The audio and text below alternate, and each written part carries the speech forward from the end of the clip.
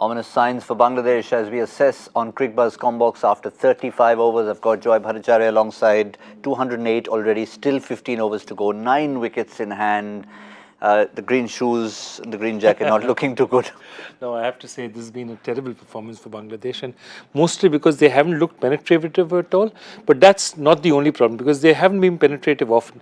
The problem is they don't seem to have stuck to their plans, which they did very well in the past few matches. They bowled within their limitations. Here, Mushraf trying to bang it in on half length at the pace that he's bowling.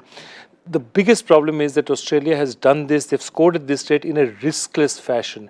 And that's going to worry them more than anything else. They didn't have to take any chances at all. Let's see where we stand at this stage. The only wicket to fall, that of Aaron Finch, and that to the surprise of Shomo Sharkar, doing him in a little bit of extra bounce. And he, in fact, has looked very decent, as has Rubel Hussain.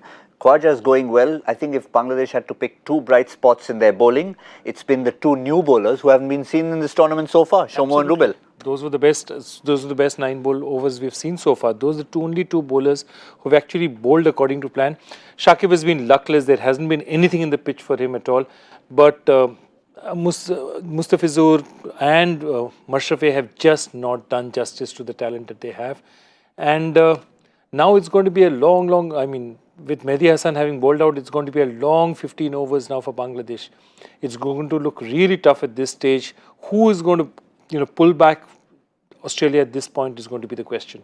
They've been very clever, Australia. They went through a phase after Shomo Sharkar took that wicket when it almost looked like they were coming back into the game. But Australia bided their time, playing in that professional fashion. Khwaja got his eye in, and now Warner, there's only one way he's going to go after he's got to 3 figures, with the likes of Maxwell to come. I don't even know how much Steve Smith will get to bat, because Maxwell's toin is too hard it is to come. Absolutely, and expect that at this point of a wicket falls, it's going to be Maxwell who's going to walk in, not Steve Smith, because they don't need to worry to wait for a man to settle. And this is looking ominous. This is looking 360 plus at this point, unless Bangladesh does something desperate, takes a couple of wickets, does something different out here.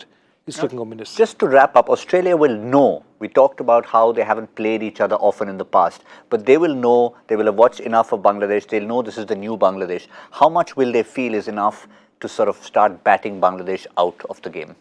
I think anything above 350 is going to be very difficult, because while they chased down 320, 330 last time, remember those are exceptional circumstances. They don't happen every day.